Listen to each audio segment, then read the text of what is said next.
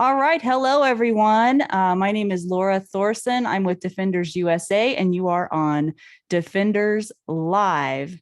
First of all, I just want to thank everyone for attending tonight and all those viewers that continue to keep watching and joining in on the live streams. We've been having a pretty good time, and we've been discussing some really cool topics in our lives. So I just want to thank you for participating. And I'd like to know where everyone is from. Please drop in the chat where you're from. And we will get started.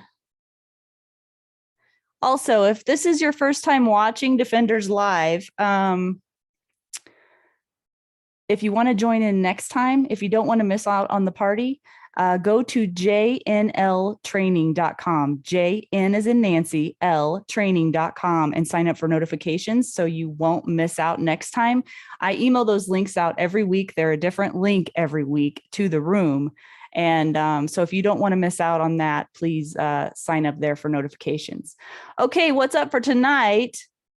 Tonight, I'm going to go over briefly who's here from the Defenders team, who you are able to ask questions to at the end of the program in the live Q&A.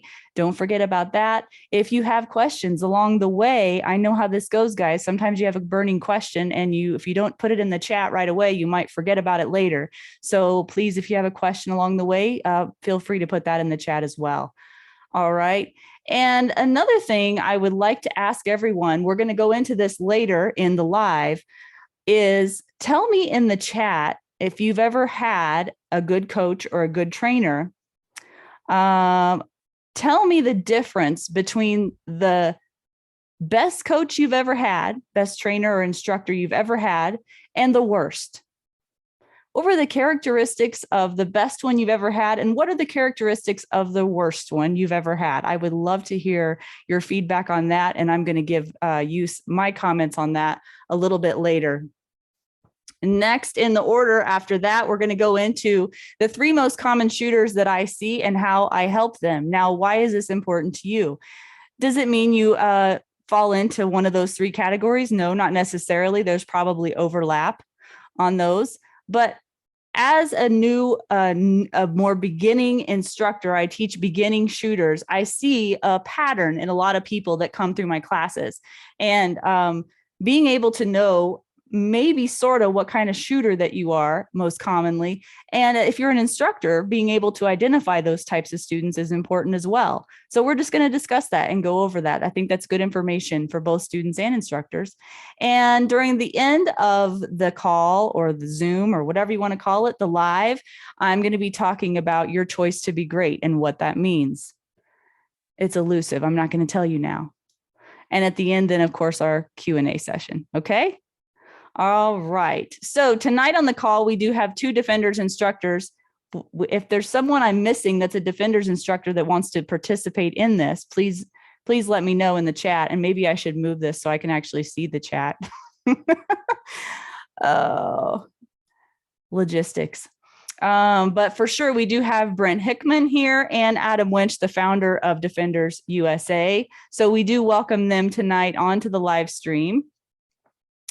And really quickly, I am Lora Thorson. If you haven't figured that out by now, I'm an instructor also at Defenders USA. I'm located in Southwest Montana.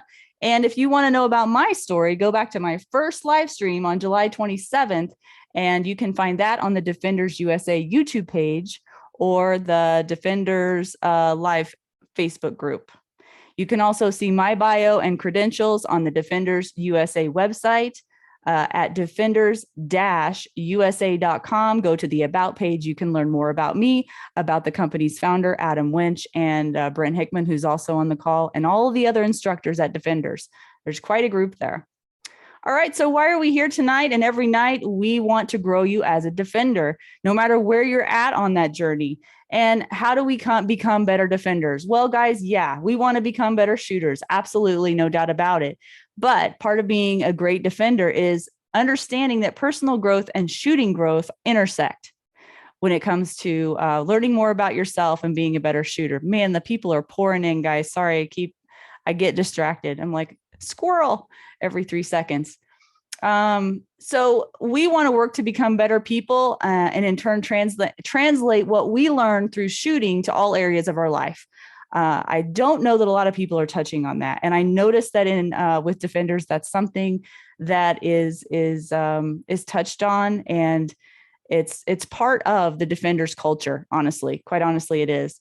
All right. So if you haven't already, tell me where you're from in the chat. Let me see what I got here real quick. I've got Texas, I've got Colorado, Manhattan. Oh, Manhattan, Montana.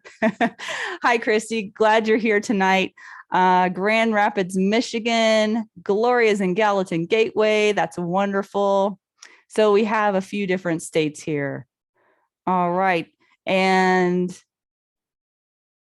so Gloria says one of the worst experiences she's had with Instructor was when they were not adapting to their students. Yes, that's very, very common.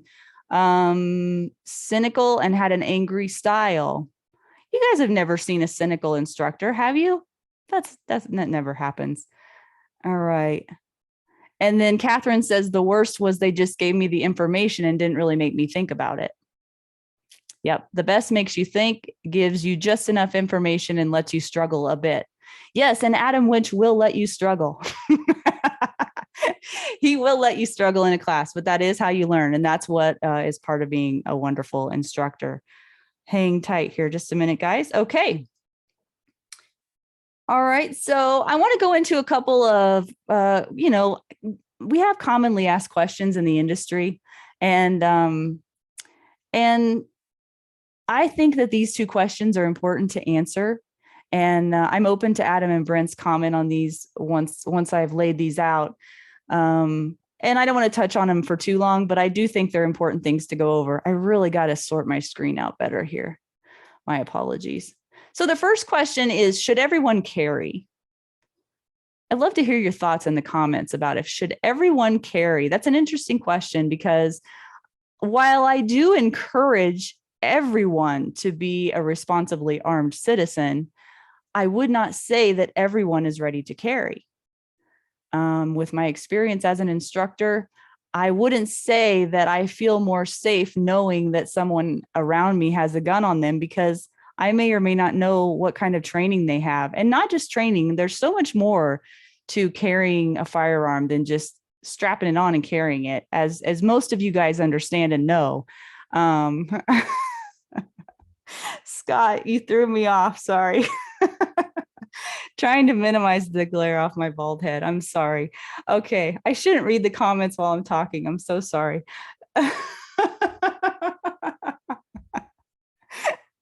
Oh, would you stop that, guys? Okay. I got to stay on track here. Okay. Oh, man. That really got the funny bone. Okay. All right. So while I think that everyone should be a responsibly armed citizen, as I said, I don't think that everyone should carry, because carrying a gun is about a lot more than just carrying a gun. Okay. So we've touched on before the personal, moral, and legal responsibilities that you must know. And I believe that's part of being a responsibly armed citizen, guys. I really do. And those things should be deeply studied, deeply considered, and be in the forefront of your mind. Not only that, but you really should be a really good shooter if you want to carry a firearm. I mean, to me, it's kind of, what's the point of carrying it if you couldn't defend yourself with it? It's kind of scary to think about. I think you're at more risk by carrying if you have not prepared yourself properly. I think that is your responsibility.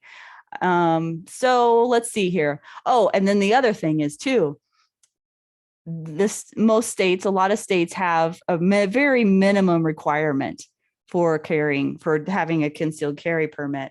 And taking one of those classes that's required by your state is not sufficient to be a well-trained armed citizen, in my opinion. And I think many in this room would agree with me. Let's see here. Okay, now here's who I would consider the most dangerous person who's carrying. To me, the most dangerous person that's carrying is the person that may have good intentions or is well-meaning, but who carries with maybe a little bit too much ego and a too little training. Have you ever met anyone like that before? That can be a dangerous person to be around. ego should be left at the doorstep, as we've said before, and we need to be humble and we need to be smart about what we're doing.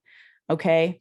And also, Adam also touches a lot on the legal aftermath, the financial, emotional, spiritual, and obviously physical ramifications that could come during the aftermath of anyone having to potentially defend themselves or God forbid, take a life.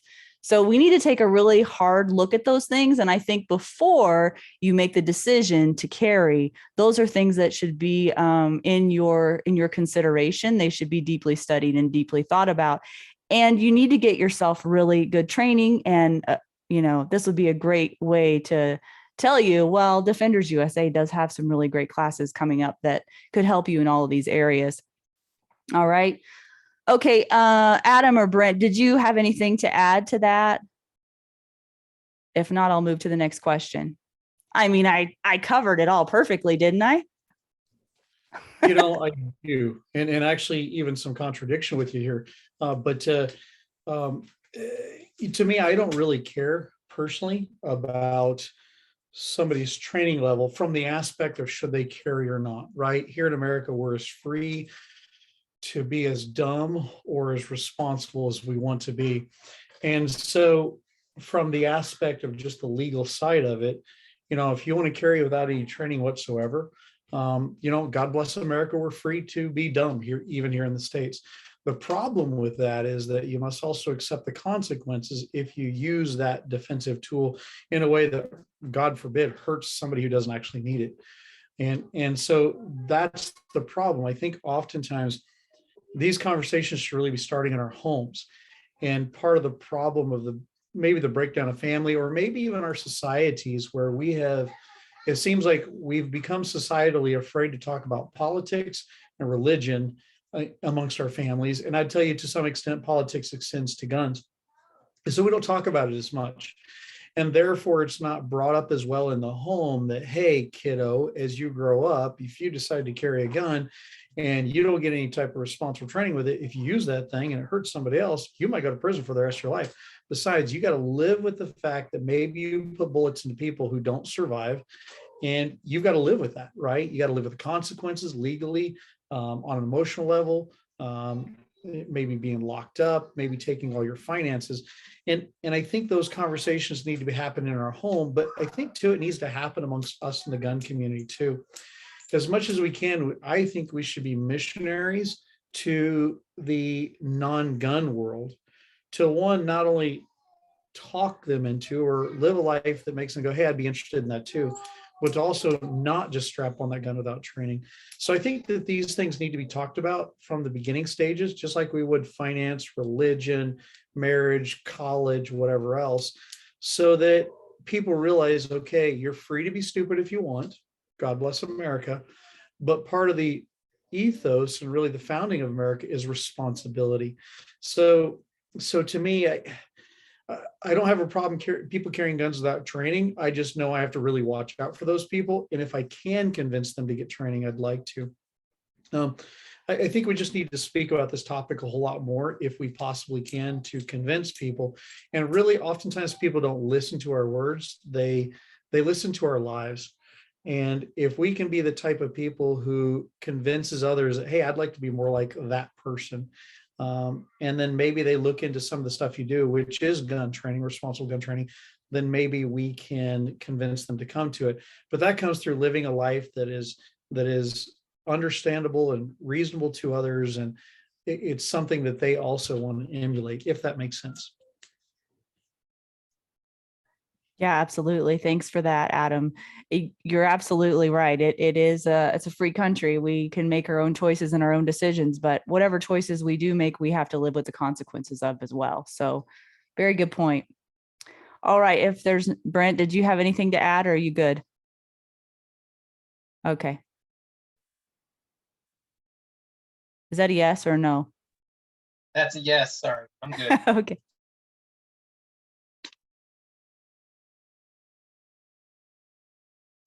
Go ahead, my friend. No, I was saying I'm good. I don't have anything to add. It's all good. Adam covered it. Okay. All right, let's move on then, shall we? Do so. Okay. The second question, they both tie together just a little bit, but the question is, does having a gun make you safe? I did a Facebook post recently, the sappy Facebook post that no one wanted to know who I was when I did that Facebook post. But anyway, talking about, does having a gun make you safe? And my thoughts on that during that post were, I feel like people go out and they purchase guns and they have a false sense of security about it. That was really the point I was trying to make when I was talking about that. And having a gun doesn't make you safe. It's a tool that you can use that can help you be safe. But the only thing that really makes you safe is you, and having the wherewithal and the training to, put yourself in the best possible position that you can to defend yourself or keep yourself away from situations where you think you might get yourself in trouble. Just having a brain and common sense really goes a long way. And as one of my friends says, Trish, this friend, he says that common sense is not something that grows in everyone's garden. And that's always stuck with me, and I believe it's true. But I also added in my notes here, so here's my question to you. If you think having a gun makes you safe, does having a horse make you a cowboy? I'm cracking myself up, guys. Like, I don't even have good jokes, but it's true. Like, I swear I see people all the time and go out and buy a horse and they think the next day they're a cowboy, or they buy the hat and they think they're a cowboy. I mean, there's a reason for the saying, all hat and no cattle, right? It's, and then the other thing is everyone wants to be a cowboy until it's time to do cowboy stuff, right? Have you guys ever heard that? Maybe you're not in the horse world, but anyway, that's a real thing. But that's what I mean by does having a gun make you safe? In many circumstances, I think having a gun could make you less safe. And we talked about the proper training and understanding that goes along with that. And, having a false sense of security. I don't know how many times I've met people that I've talked to about having guns, and they say, well, I have a gun here and I have a gun there. Like, they have a gun everywhere. I'm not opposed to that, guys. Totally not opposed to that. But in the public realm, I wonder sometimes, is that going to do you very much good if your gun is in the glove box of your car and you need it in the grocery store? That's just my point, is I think having the gun on you is probably going to serve you better than having it elsewhere. Just my opinion. I've got an opinion on everything. So, and I would not even advocate for leaving your gun in your car unless it's locked up. Like, even if it's locked up, it's just not a good idea. It's probably not going to stay in your car. Someone's probably going to take it.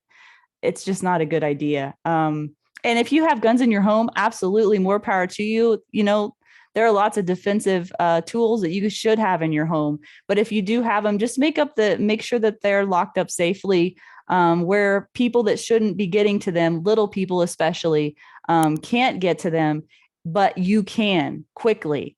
In my opinion, you shouldn't have all of your guns locked up downstairs in the basement in your safe.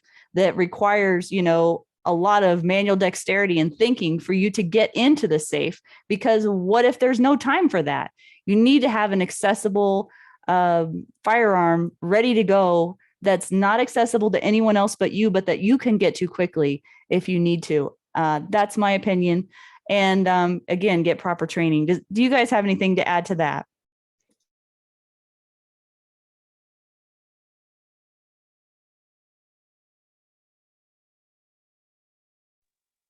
I'll say know. something. Okay. So, if you watch ASP, John Korea, he has a little saying that it's basically a whoopee, a blanket, a binky. You don't have training. So, if you think of it like that, that can kind of help you. It's not necessary. It is. You shouldn't only carry just because you can. You got to get that training, or else that's what it is. It's just a blanket or a hammer. If you don't know how to hammer a nail, what are you going to build a house? No. So tactical would be Catherine. Nice. That's it. So I'll add to this. I would love to see as many people as possible carry these, preferably with training. But we see untrained people all the time across the U.S. with zero training whatsoever, strap a gun on, and they save life. They save their selves, somebody else's.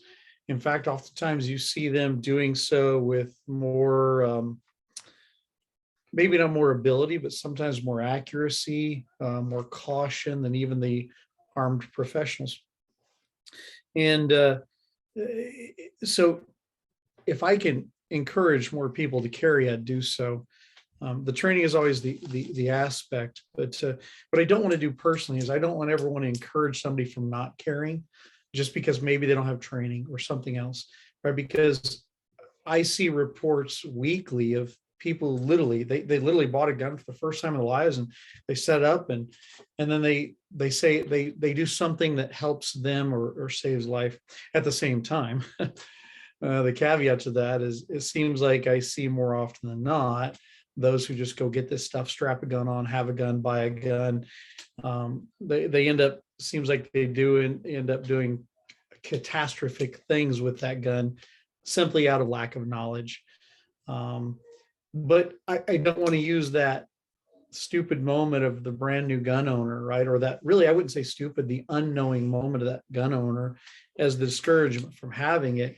It really comes down to the messaging of how do we get these people to realize this. I've become a big fan of now starting to go to my local gun stores in the areas I've lived and go and look, you guys are selling these guns. I'd like to, whatever I can do to get you guys to promote really good training. And I try to find the good trainers in my areas wherever I'm at. And of course, I think that includes me or anybody with defenders. But if I can find the others too and go, look, if they don't want to come see me, hey, what about these people over here?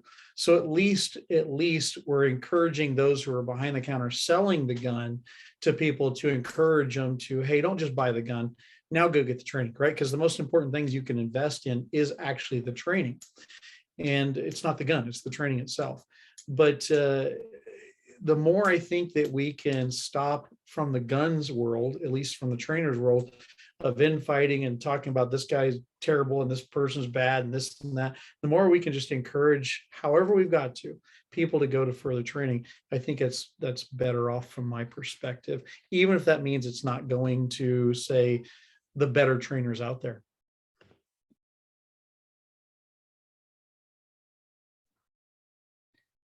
All right, let's move on to the next subject here real quick. Remember that question I asked you towards the beginning? What is the best and worst coach / instructor you've had, and what were the characteristics of each? I got some really interesting feedback here. I'm not going to name names here. Let's see. Sorry. The best instructor was able to help me improve my shooting. I would add to that comment, the very best instructor I've ever learned under could improve my shooting instantaneously. I've heard instructors before say, well, I'm going to teach you this, but you're going to have to go home and practice it for 6 months before you get better. Well, that might be true of some things, but I've had my mind blown by a couple of trainers that were able to instantly change how I was shooting in the moment. And that was a first for me. I had never experienced that before. And then the worst, they said, humiliated me. Wow, that's a really bad experience. I am sorry that you went through that. And that is something I would not want to go through. Let's see. The best instructor tuned into my particular needs, personality, and quirks. Yeah, we all have quirks and we all have personality. That's for sure. And we all have to be dealt with a little bit differently depending on our personalities. That is a true fact. I'm going to go into that here in just a little bit. And let's see. Encouraged when needed, and I got a kick in the butt when I needed it too. I know who that is, and I have kicked you in the butt before, I believe. All right, and let's see here. The best makes you think. Okay, we touched on that one before. All right. Worst, insulting, demeaning, abrasive. Yeah, that's no fun, guys. Like when we're in a training class, we want to be able to enjoy ourselves. Yeah, we want to learn a ton, and we do take it seriously, but we have to have fun while we're learning, or we're not going to go back and do more. That's an absolute fact. All right. Egocentric. And oh, darn, somebody stole my line. Okay, well, let me just say what my line was then, because Brett, you said exactly what I was going to say. In my opinion, the worst coach to work with is someone that's trying to prove how great they are. It feels like when you're in their class, all they care about is showing you how wonderful they are. And yes, if I'm working with a trainer or an instructor, I absolutely want them to demo. I want to see how great they are. I want to marvel in their talents and I want to, aspire to be like them someday. Absolutely. But when their focus is on themselves and it's all about them, it really detracts from the learning. And it makes it just not a fun experience at all. And then, in my opinion, the best instructors that I've worked with, the best trainers, they work to show you how great you are. Maybe not how great you are in that moment, but they will find something good and they will bring it out of you in that moment. And not only that, they will show you a path to get to where you want to be. And that's encouraging. Brian Hill says that the best instructors are advocates for their students. So they are people that are on your team, that are working for you, that are doing their best to help you along your path. And most importantly, too, I think, guys, is they meet you where you are. I feel like there's a lot of instructors out there that tend to develop curriculums and they don't adapt it, like you said, Gloria, they don't adapt it to their students or the situation that's going on. It's almost like they're just very linear in the way that they do things. And that's the way they've always done it. And that's just the way it is. And you either adapt to that or you just don't do well in the class. So I think when you flip that and the instructor's the one having to adapt to some degree, I think that is the difference between an okay instructor and a really good instructor. And also, I mentioned Brian Hill earlier. I wanted to let you guys know he's going to be on August 31st. Mark your calendars for that because that's going to be an awesome live. I'm super excited about it. I've got a couple other people lined up. They're right on the wings, but I'm not able to announce just yet. But hopefully next week I'll be announcing 2 other guests I'll be having on as well. So good things coming in the future. Really excited about that. Did you guys have anything to add to the characteristics of the best and worst? Selfless, student focused, right? Caring more about them than themselves, right? They're there for the message of how to make their students better, have studied how to do so in the most efficient ways possible, but they also make it fun, right? If it's not fun, why are we even there in the first place? With the caveat of the seriousness that goes behind it. It's a life-taking task you're training in. It might as well be fun, but there has to be the serious context behind it. And I love the selfless heart of a great trainer who makes my development become the important part to theirs. That's part of what I've seen. And even though I didn't plan on this earlier, Scott, did you have anything to add? I think, are you an instructor in Texas? You're muted. Yes, I was waiting for you to unmute me since you're the director. So yes, I'm an instructor for about 20 years. I have my own farms training company in Texas called Three Peaks Farms Training. I had the privilege of training with Adam. Was it March when you were out here in Texas? Yeah, I think it was March. One of my students and chapter leader for Girl and Gun, she met Adam at the Girl and Gun conference, and she's like, "You have got to go meet this guy. You've got to train with him." So she twisted my arm, and I'm glad she did because I had a great class, a great experience, met a great instructor. And, that's one thing as instructors, we always have to continue our education. I mean, even the best basketball players have coaches on the sideline who are watching things, seeing things outside. There are things that I do that, training scars that I may have that, an instructor will see that I won't see. So yes, I am an instructor. Almost all of my clients are women. I've probably trained over 2,000 women in the last 20 years, and that's most of my clientele. I'm a big disciple of John and Vicki Farnham, if you probably are familiar with them. And so Vicky's book, Teaching Women to Shoot and Women Learning to Shoot, those were my Bibles 20 years ago, and big proponent of that. And it's being an instructor is being a mentor, role model, being professional.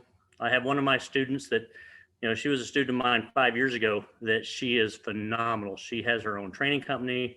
She has multiple certifications, and she is a star in North Texas. So that's my goal, is to have students that far exceed my capabilities, that grow beyond what I'm doing. And, and that's kind of what we do. I've done a lot of things, but, I may do my bona fides at the first of the class, but after that, it's all about students, because people know, why should I listen to this guy? After they know why, and then it's teaching and explaining the why, not of why they listen to me, but the why of shooting and the fundamentals of shooting. So. Awesome. Thank you, Scott, for chiming in there. All right, let's move on to the next topic here. Hi, Wendy. Glad you could make it tonight. Good to see you. All right. So the next topic here, real quick, I want to discuss is the 3 common types of shooters that I see and how I help them. Now, again, I just want to say that for me, the reason this is important is because, some of us in this room are instructors. You don't even have to be an instructor to get something out of this.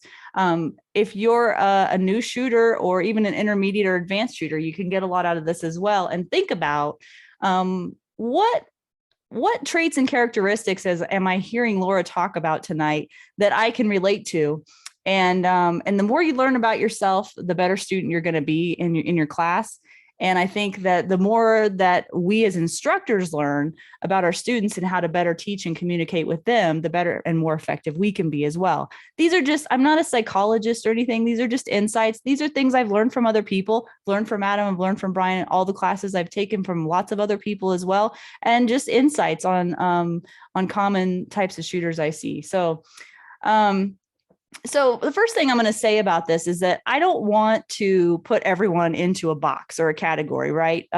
Just because I'm saying these are the 3 most common that I see doesn't mean that everyone's going to fit in that box. I'm not saying that. There's overlap in everything that we do, and there's exceptions to every rule, right?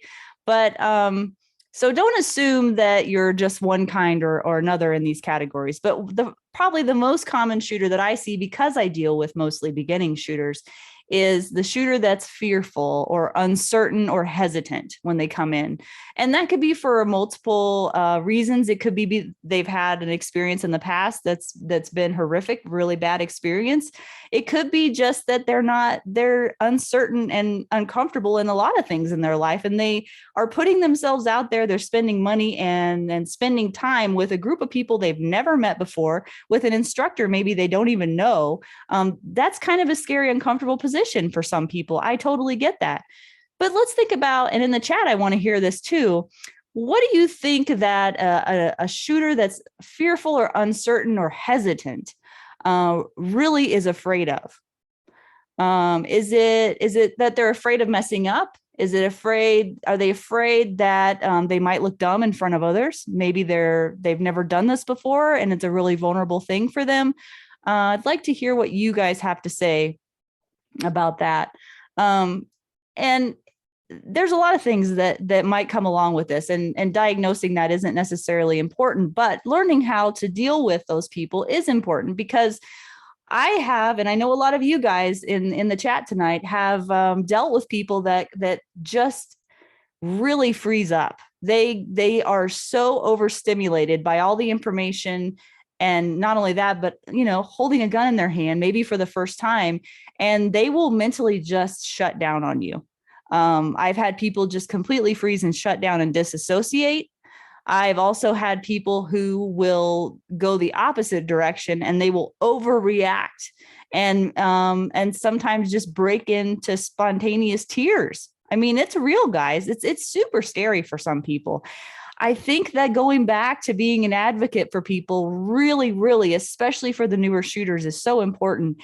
And this might be a little judgmental to say, but sometimes I feel like the instructors that are dealing with the new shooters kind of have a lot on their plate that maybe doesn't always get recognized. because we see, I know the intermediate and advanced see a lot of those same things too, but especially with the newer shooter, we've got to deal with a lot of emotions maybe, and a lot of other things psychologically that just come in right out of the gate. I think is so important to be a good beginning instructor, because we have the task, the honor, the responsibility to deal with these people in a way that that we can validate what they're going through. And it doesn't mean we have to turn into a counselor for them, but we just have to acknowledge it and be able to deal with it in a way that's professional, and not overlook it and not ignore it. I think that that's the worst thing that you could do. Building this foundation in these people from the beginning moments they come into this training class is to me, and again, I'm sorry, I'm going to go back to horses again because I'm a horse person, is the equivalent of building a solid foundation in a horse as well. Those beginning rides or those beginning experiences can mold and shape that person right from the get-go. And if that's done incorrectly, or in an abrasive way, or in an intimidating way, or a humiliating way, they're never going to come back again. It's just, they're going to be lost. They're going to be gone. You're going to damage them more than help them. So anyway, that's really strong on my heart tonight, because I think that a lot of instructors that are dealing with these newer shooters they do have a lot on their plate. And I think that should be acknowledged, because those first few times of shooting can really make or break a person, whether they go right or wrong. Okay, sorry, I went off on a tangent. Let me get back to the task at hand here. So what would I do with a person like that? If I feel like I had a person on the line not very long ago, and they just could not handle their gun safely. We had to take the gun out of her hand. And what I did with her was I just was with her one-on-one, and I had her focus on her breathing. I had her try to recenter her brain and get back into reality again, because she had just completely spun out. So breathing, what does that do? Breathing will help get your focus back, will get you recentered, will bring you back to the present moment. Because I can guarantee, I'm almost certain, again, I'm not a psychologist, but I've had times in my life where I've spun out of control, and the only thing that could get me back into reality was breathing, because it brought me back into the present moment. So for these shooters, I feel like that can't be stated enough. I see these people freezing up. I see them holding their breath. I see them locking their knees. And sometimes they just say things that don't even make any sense. Like, you just wonder where they went. You've got to get them focused, especially when you're in a shooting environment, because then that can become unsafe. Okay. The other thing too is, like, a lot of times I will find that someone that's really uncertain or not sure will lack a lot of confidence. And I will catch them saying things out loud that, of course, they're saying to themselves because they just came out of their mouth, that are really counterproductive to their growth. And I'll call them out on it. I won't get mad at them about it, or if I see someone take a shot and they shake their head, I might say, what did you just say to yourself? And just drill in on that a little bit. Bringing awareness to their thinking and what's actually going on in their head also helps, in my opinion. And then last, what I'll say about this is, now this is just a temporary thing, but sometimes these people, in my opinion, they need you to be there right with them. They need your hand on their back. They need that extra encouragement. They need you to be their self-talk for a while, because maybe they don't have a good internal dialogue. And I've done that for people on the line before. Now, this is a temporary thing, of course. It's not, I don't want to be their crutch, because they have to be the ones to do the work. But sometimes if you can give them just a little bit of encouragement, or if you can just dial in on what they need in that moment, they can go ahead and fly on their own, and start to see that they can do it. And then you'll start to see very quickly that confidence start building up in those people. And by the end of the class, a lot of times they'll just be soaring. And I tell you, there is no better feeling than that as an instructor than to see someone really come into their own and realize that, yes, they can do this. So what I want to ask you then, as I say, personal growth and shooting growth go hand in hand. In the chat, if you're this type of person, or if you've ever been this type of person, maybe you were in the past and you're not anymore, in the chat, maybe tell me, where else in your life do you lack confidence?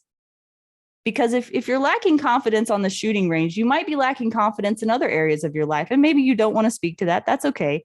Maybe it's a rhetorical question. Maybe it's just something you can think about. Where else in your life do you lack confidence? Where else in your life are you fearful or uncertain? And is this a pattern? It might be a pattern. Do you guys have anything to add to that? If not, I'll move on to the second category. So Laura, for the fearful, right? Obviously you covered it. A lot of the comments are saying the same thing, but imagine if there's somebody here who is still fearful of the gun, or later listening to this on the video cast that's put out there. Nope, don't do that. If you're fearful, that's okay. There's nothing wrong with it, right? It's absolutely a terrifying thing to have something that shoots things that seemingly at the speed of sound and that makes a loud noise, kicks in your hand. And Hollywood has programmed us to tell us is going to blow up the world if you shoot a 9mm handgun. So, I mean, it's absolutely terrifying. Nothing wrong with that. It's a good thing. I know for me, I simply acknowledge it, or just notice that's there, and then just calmly talk them into it, or talk them through it. So nothing wrong with that. And if that's still you, for those of you who might be listening to this even later down the road, there's absolutely nothing wrong with that, but find the right kind of people to get around and help work through it.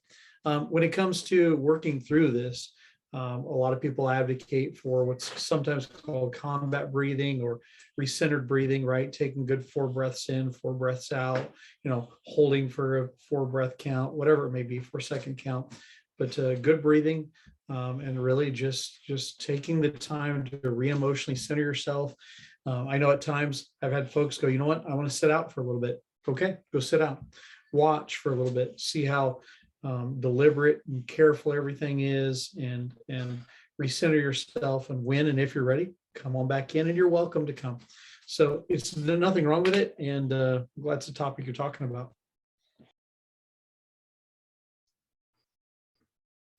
All right, now the second category that I just making this up as I go. I mean, not literally, but this category I made up.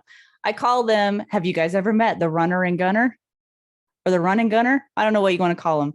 The runner and gunner is the guy or the gal who just wants to go fast. And that's all they care about. They just like to go fast. They don't care if they hit anything. They just want to go fast. And if you talk to them about their group or their shooting, they're gonna point out to you how fast they were. Forget about the fact that I didn't hit anything. I went fast and it was fun. Well, I don't know. The accuracy first shooters might be a little less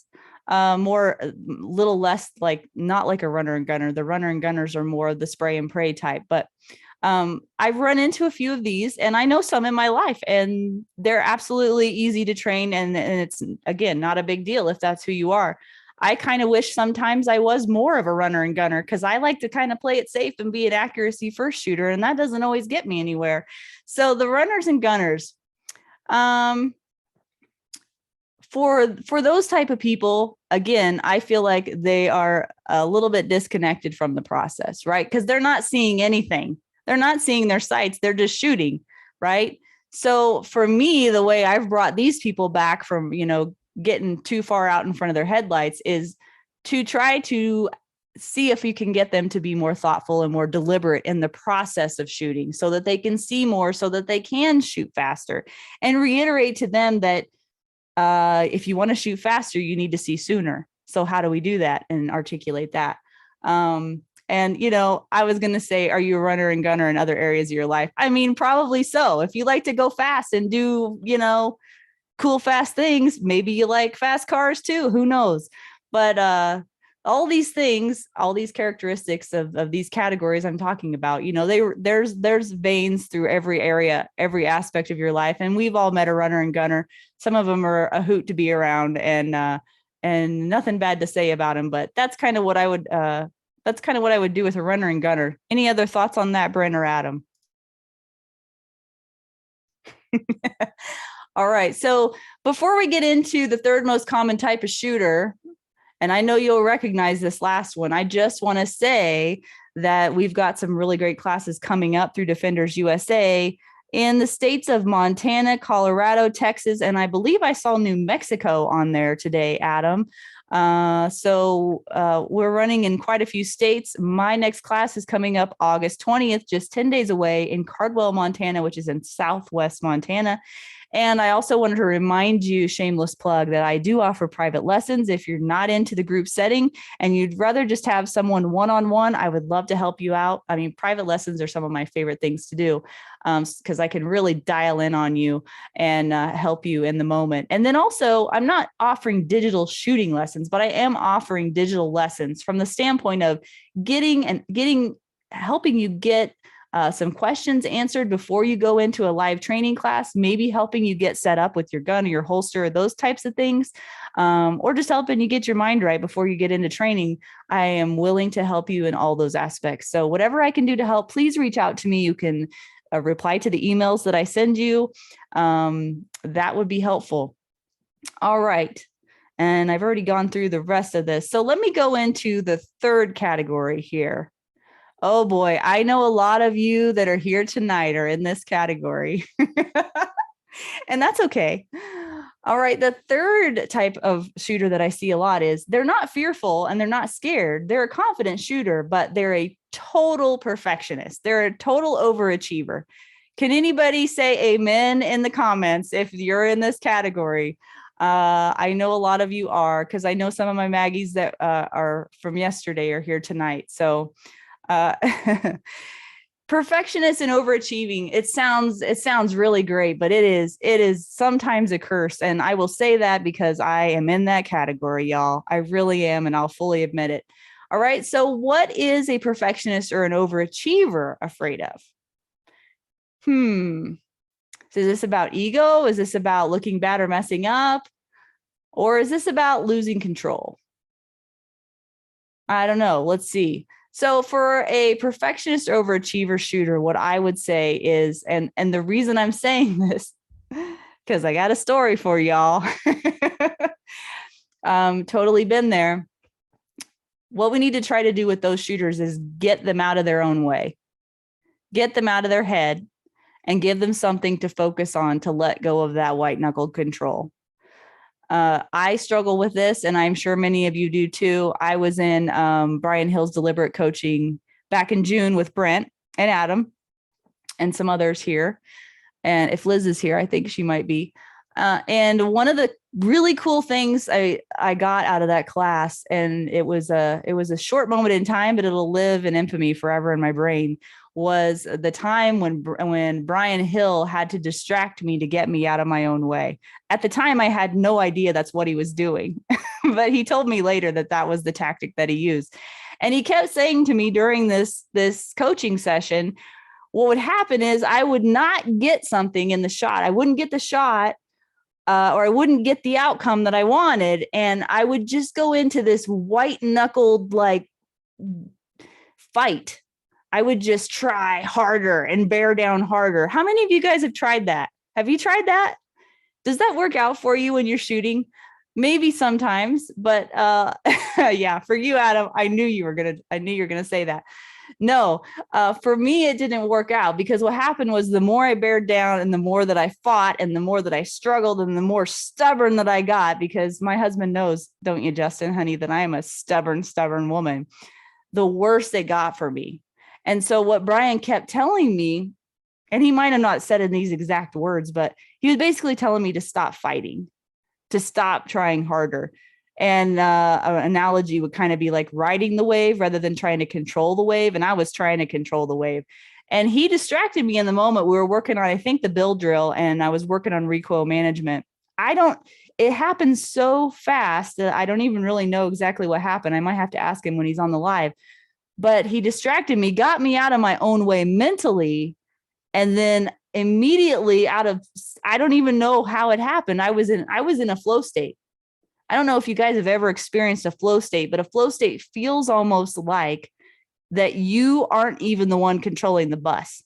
You feel like you're witnessing something absolutely extraordinary happening in front of your eyes, and you don't even realize you're the one doing it. And then when it's over, you're like, what just happened? I remember one of the Maggies one time, asked me after I got done shooting really well on a drill. She asked me what was I thinking about, or what did I do to make that happen? And I, honest to goodness, had nothing for her. I didn't even know how to explain what I'd just done. Like, it was almost like it just happened, and I was just witnessing it. So anyway, I had to share that. But yes, Adam, do you have something to say? Think it through ahead of time, decide what you're going to do, turn the brain off and let the body do it. Oh yeah, you make it sound so easy. Yeah, it really is. That's what's so crazy about shooting, guys, is that it really is simple. It's really simple.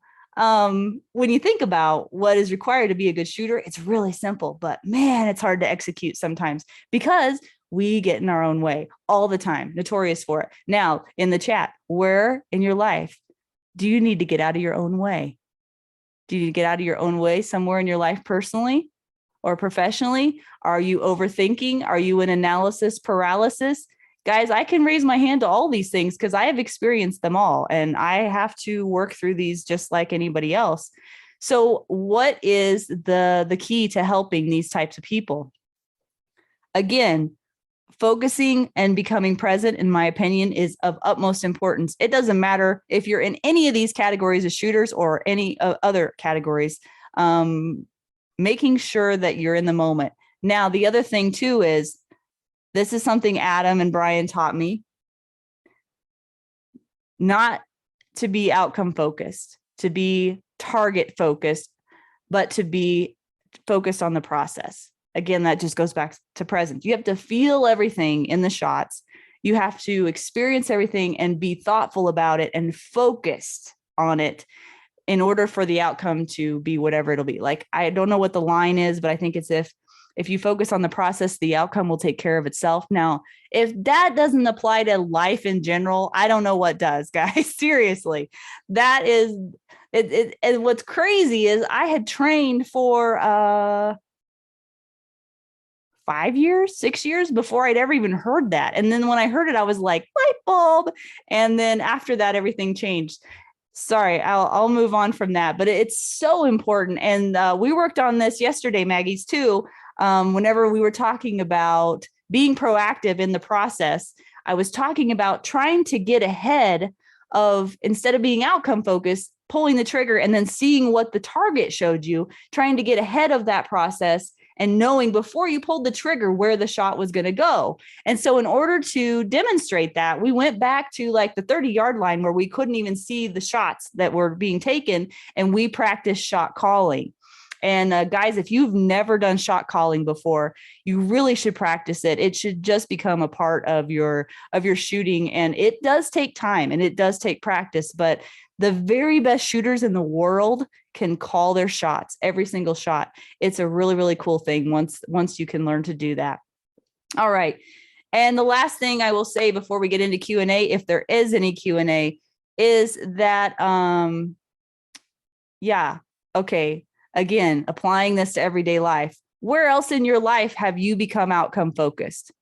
Have you ever heard anybody say, well, if I just lost this much weight, I would be happy. Or once I get to this amount of money at the end of the year, then XYZ. Whenever I finally do the dot torture at whatever yards, then I'll be a good shooter. Yeah. Yeah. We're all guilty of this. So think about that. Where else in your life have you become outcome focused? And maybe you should shift that focus from outcome to process focused, which just means being more intentional, more present in your everyday life, right? That's really the bottom line. And you have your choice to do that. Do you guys have anything to add before we go into the Q&A here tonight? The beauty is that every bit of this applies to everything else in life, right? The more we focus on the process, forget the goals. I mean, we've got the goals there. We want to become, the more we focus on the process to the minutia of it, the more likely we are to actually get there and be involved deeply in the process. I was training a police officer yesterday. I think it was yesterday. Been a long time shooter and everything else. And he never really thought of that whole process focus, right? It was always just, did the bullet hit the target where I wanted to go, or in his gunfight that he'd been in. And it became such a deep process where he could feel even the grittiness of the trigger, the grittiness of the gun in his hand, the movements of his own body as he drew the gun. And then we later related to other things in life. And it's kind of cool to watch him realize, hey, the process of how I do this, and the more focus I have on the process, the outcomes will take care of themselves if I truly work on the process. Just such a cool concept that really applies to anything, as you've said several times, Laura. Yeah, absolutely. I'm reading some of the comments here. You're such wonderful humans. I so appreciate you guys participating in the chat. It really brings a smile to my face, especially Wendy, when you said, I want to ride the wave with my horses and my guns. Amen, sister. Riding horses and shooting guns, you got to ride the wave, and you can't be a control freak, white knuckled gorilla. Yeah. Hey, one other thing. So several times near Laura's mentioned, she said, hey, my Maggies, the Maggies, right?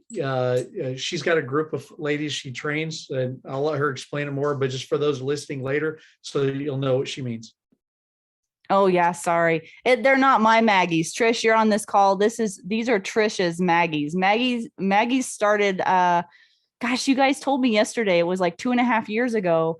A group of ladies, we get together every week, and this is all Trish's deal. I help her out once in a while. And yesterday she allowed me to be, go lead, so she could actually shoot for once and not have to just instruct all the time.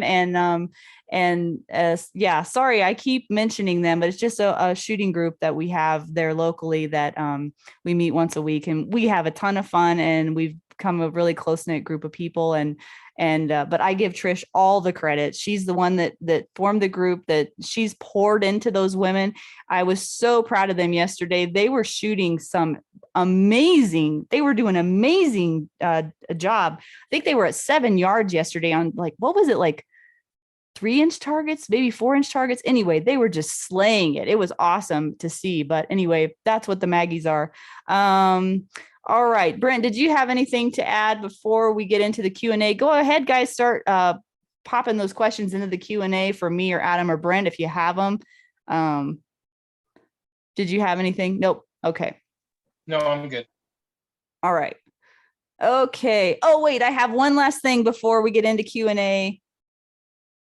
Oh, Trish, you don't need help, honey. You got everything you need already. One thing I wanted to share with you in this book here, I know I've mentioned it before, The Secrets of Middle Marksmanship. I'm going to be going into, I think, some not deep dives, but like some highlights, I guess, of this book as I've been reading it, because there is a ton of good information in here. And as you know, I like to share whatever I learn with you guys. But on page 129, there's a quote on here I wanted to read to you, and it just kind of ties in everything that we've been talking about. And it says, the first order of business of anyone who wants to enjoy success in all areas of his or her life is to take charge of the internal dialogue they have and only think, say, and behave in a manner consistent with the results they truly desire. Yeah, that's gold right there. That's good stuff. All right. All right, so I don't see any questions in the Q&A tonight, so we're going to wrap it up. I appreciate all you wonderful people. I'll see you again next week, August 17th. And that's it for tonight, guys. Thank you all.